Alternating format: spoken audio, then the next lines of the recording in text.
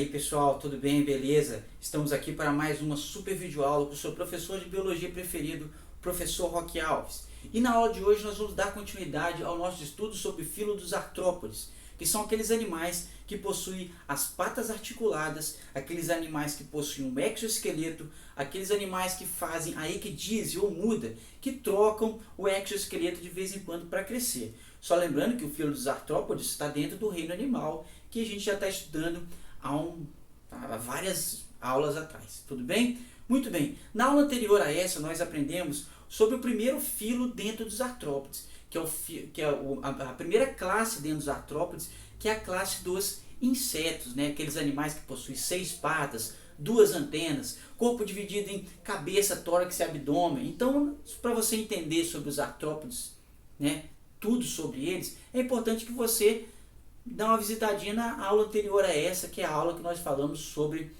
os insetos.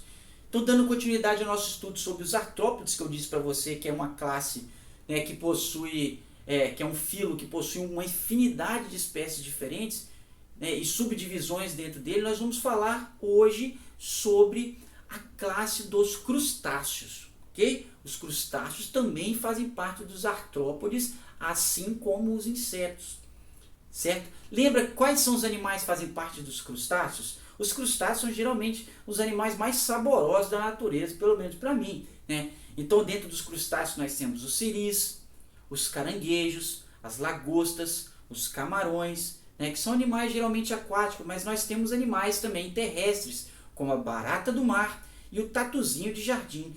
Todos esses animais fazem parte dos crustáceos, apesar de serem bem diferentes, né? Um caranguejo, de uma lagosta, de um tatuzinho de jardim, se você nunca viu, eu vou apresentar para você esses animais aqui, certo? Então vamos falar um pouquinho sobre as principais características, o que faz com que um animal seja um crustáceo na natureza.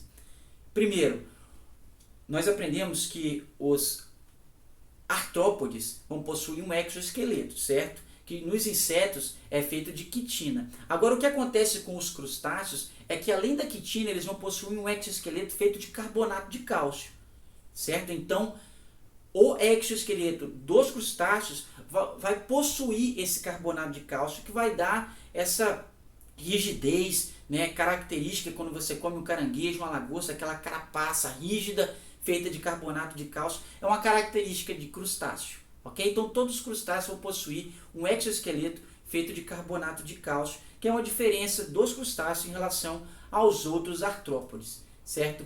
Muito bem, eles podem ser aquáticos ou terrestres. Você já deve conhecer vários exemplos de crustáceos aquáticos, como o camarão, a lagosta, o caranguejo. Mas você conhece os crustáceos terrestres? Você já viu o tatuzinho de jardim, esse animal aqui? Ele é muito conhecido, né, em locais úmidos, né, debaixo de tijolos. Então você encontra ele geralmente no jardim, como o próprio nome já fala. Nós temos o tatuzinho da praia, conhecido como tatuí, geralmente ele se enterra na areia lá rapidinho quando passa a onda. E nós temos a barata da praia também, que são animais terrestres que fazem parte da classe dos crustáceos dentro do filo dos artrópodes, beleza? Então eles podem ser aquáticos ou terrestres. Algumas características deles também é que os crustáceos eles podem ser macroscópicos, ou seja, podem ser vistos a olho nu, como todos esses que eu falei com vocês, caranguejo, siri, lagosta, mas nós temos também os chamados de microcrustáceos, que são crustáceos que são microscópicos, né? Eles fazem parte do chamado de zooplâncton, que são micro-organismos que vivem em suspensão na água, só que, diferente do fitoplâncton, que é autótrofo, que produz o próprio alimento, os microcrustáceos fazem parte do chamado de zooplâncton, que são seres vivos microscópicos, que são heterótrofos, que se alimentam de outros organismos, beleza? Então, eles podem ser tanto macroscópicos, como esses exemplos de crustáceos que eu falei com você, quanto microscópicos, como é o caso do zooplâncton, certo? Então, um exemplo muito comum de microcrustáceo é o crio, né, que é um camarãozinho bem pequenininho, né, que serve de alimento para muitas espécies de mamíferos, como a baleia azul, por exemplo, né? Então, esses microcrustáceos também fazem parte desse grupo dos crustáceos, beleza? Apesar de serem microscópicos, ok? Muito bem. Outra característica é que eles possuem os olhos compostos, né? Assim como os insetos que vão produzir várias imagens ao mesmo tempo. Os olhos compostos são as características de vários representantes dos artrópodes, inclusive aí dos crustáceos, dos animais que nós estamos falando agora, ok? Bem, uma característica deles é que eles vão possuir mandíbula. As mandíbulas são estruturas, né, que auxiliam na alimentação, né, para quebrar o alimento ali em partes menores. Alguns exemplos de crustáceos são carnívoros, então eles vão ter que quebrar o alimento. E as mandíbulas são estruturas presentes nos crustáceos, né, que classificam esse filo aqui. A divisão do corpo dos crustáceos, ao contrário dos insetos que nós vimos na aula anterior, que era cabeça, tórax e abdômen, os crustáceos vão possuir a união da cabeça com o tórax, o chamado de cefalotórax, certo? E o abdômen. Então, o corpo dos crustáceos é dividido em cefalotórax e abdômen, certo? Que é uma diferença dos crustáceos em relação aos insetos, que possuem o corpo dividido em cabeça, tórax e abdômen. Beleza? Isso é muito cobrado em vestibular, meu amigo, a diferença entre esses diferentes grupos de artrópodes, certo? Eles vão possuir um número variado de patas. Ao contrário dos insetos que eu expliquei na última aula, que vão possuir 6 patas, dependendo da espécie do crustáceo que nós estamos falando, esse número de patas vai variar, né? Então eles vão possuir um número diferente de patas. Geralmente os mais conhecidos são os que possuem 10 patas, mas nós temos vários grupos de crustáceos que possuem um número diferente desse número de patas. Então, número variado de patas é uma característica aí dos crustáceos, e diferente dos insetos que vão possuir 2 antenas, os crustáceos vão possuir quantas? 4 antenas, ou seja, 2 pares de antenas são características comuns aos crustáceos, beleza? Então, lembra aí, ó, cefalotórax e abdômen, divisões do corpo, número variado de patas, 2 pares de antenas são características, e a principal característica, né, que é o exoesqueleto feito de carbonato de cálcio, que nós já falamos, ok? A respiração, como que respira um crustáceo? Né? Você lembra que a respiração dos insetos é a respiração traqueal, que é uma respiração adaptada ao ambiente terrestre, mas boa parte dos crustáceos são aquáticos, então eles vão respirar através de brânquias, certo? Então você vai ter a respiração branquial nesses crustáceos que vivem na água, que são as lagostas, os camarões, né?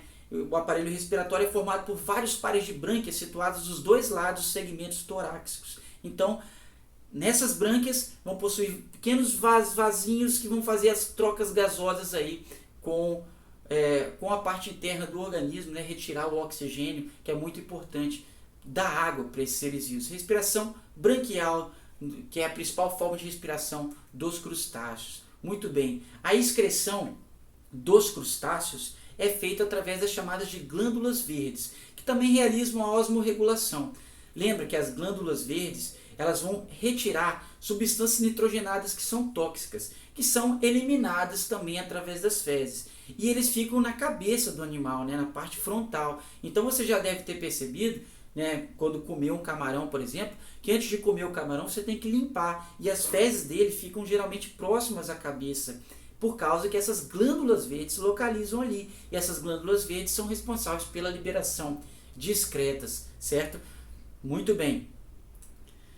Bem, existem divisões dentro dos crustáceos, como acontece nos insetos, como acontece nos aracnídeos, né? Então nós temos várias ordens. Lembra que nós estamos falando do reino animal, nós estamos falando do filo dos artrópodes, da classe dos crustáceos. Agora nós vamos falar sobre as principais ordens que existem dentro dos crustáceos. Essa ordem aqui é a ordem Cladócera, que inclui a Daphnia, né? Que é um grupo de microcrustáceos que nós apresentamos para você. Ele é muito importante na alimentação, na cadeia alimentar do ecossistema aquático, já que eles fazem parte do zooplâncton, certo? Assim como essa subclasse aqui, Ostracoda, né, que inclui Cíclope, que é um microcrustáceo também, que é uma outra subclasse dentro da classe aí dos crustáceos, que são esses animais que possuem esqueleto com carbonato de cálcio. Nós temos a subclasse Cirripédia, que inclui as cracas. Então você já deve ter visto isso aqui. As cracas, que ficam geralmente nos navios, em baleias você encontra também. As cracas são exemplos de crustáceos.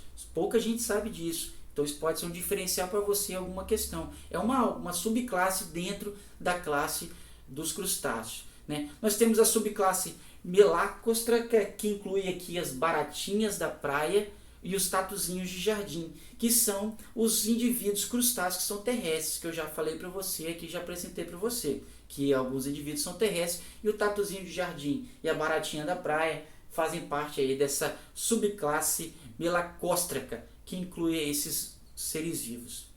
A classe mais conhecida, a ordem mais conhecida dentro da classe dos crustáceos é a ordem Decápoda, que inclui os animais que possuem 10 patas. Dentro dessa classe nós temos os camarões, as lagostas, os siris e os caranguejos. São animais bem conhecidos que fazem parte dessa ordem aqui, né? Nós temos animais conhecidos, mas nós temos alguns bem exóticos, né? Como é o caso do caranguejo do coco, por exemplo. Olha o tamanho desse animal aqui, certo? Ele é um animal muito comum na Austrália e possui um tamanho enorme, né? Esses animais possuem uma série de peculiaridades, né? Alguns fazem migrações durante a época reprodutiva, durante as ecdíses, que são a troca do exoesqueleto, porque os crustáceos também fazem isso aí, certo? Muitas pessoas têm alergia aos crustáceos, então tem que tomar cuidado, né? Que algumas pessoas não podem se alimentar dos crustáceos devido a algumas proteínas que existem no corpo desses animais, certo? Bem, então nós temos alguns representantes dessa ordem Decápoda. Olha só, o siris, né? Que tem essa coloração mais azulada, as patas traseiras adaptadas para natação, já que são animais que são adaptados ao ecossistema aquático. Nós temos as lagostas, que são animais enormes que fazem parte da classe dos crustáceos também. Nós temos os camarões, que são muito conhecidos na alimentação, fazem parte dessa ordem Decápoda, que está dentro da classe dos crustáceos. A reprodução dos crustáceos é a reprodução sexuada, né? E eles vão possuir o chamado dimorfismo sexual. Geralmente as fêmeas são bem maiores que os machos, como você pode ver na imagem aqui. A fêmea é bem maior porque ela guarda os ovos, e isso faz com que ela precise ter um corpo maior para proteger as futuras gerações, beleza? Então dentro dos crustáceos existe dimorfismo sexual, que é essa variação corporal que existe do macho para a fêmea. As fêmeas são geralmente maiores, ok? Muito bem. E uma curiosidade sobre os crustáceos, né, é porque muitos deles podem entrar em extinção devido à intensa alimentação que é feita através deles. Então, em muitos locais, você tem, durante a reprodução dos crustáceos, dos caranguejos, por exemplo, o período de andada, que é quando eles saem das tocas para se reproduzir. Então, nesse período de andada, é proibido fazer o transporte, a alimentação e a coleta desses animais para que eles possam se reproduzir. Então, vamos respeitar a época reprodutiva desses animais, né, que é o período de andada, né, para que eles possam se reproduzir. Se você não respeitar, você pode ser preso, né, que é uma pena aí que está na legislação brasileira. Ok? Muito bem, espero que você tenha gostado dessa aula sobre crustáceos, que é sobre mais um grupo dentro dos artrópodes, que nós já aprendemos sobre os insetos. Tivemos a aula de introdução dos artrópodes, a aula sobre insetos, essa aula agora aqui de crustáceos, e nós vamos para a próxima aula dar continuidade e vamos falar sobre os aracnídeos, as aranhas, os escorpiões, os ácaros e os carrapatos. Espero que você tenha gostado dessa aula. Até a próxima aula, meu amigo. Te encontro lá. Tchau.